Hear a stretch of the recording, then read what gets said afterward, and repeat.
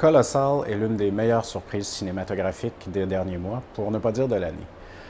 L'héroïne du film se prénomme Gloria, qui est interprétée par Anne Hathaway. L'existence de Gloria se résume à une succession de lendemains de veille douloureux.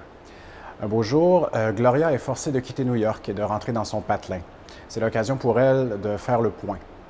En parallèle, un monstre géant terrorise la ville de Séoul, en Corée du Sud.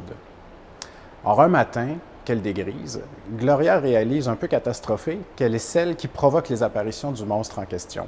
Le monstre qui imite ses moindres faits et gestes. La prémisse de Colossal est improbable, c'est le moins qu'on puisse dire. Et théoriquement, le film ne devrait pas fonctionner. Et pourtant, il fonctionne et pas à peu près. Le réalisateur et cinéaste Nacho Vigalondo manie avec une aisance, ma foi, déconcertante le mélange des genres, passant de la comédie au drame à la science-fiction. C'est un travail assez virtuose qu'il réussit à accomplir là. Par ailleurs, sa mise en scène est très sobre, ce qui a pour effet d'amplifier l'aspect extraordinaire de l'histoire.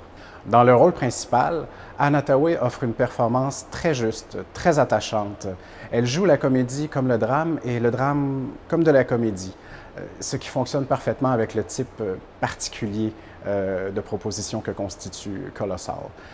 Colossal qui, doit-on le préciser, est vivement recommandé.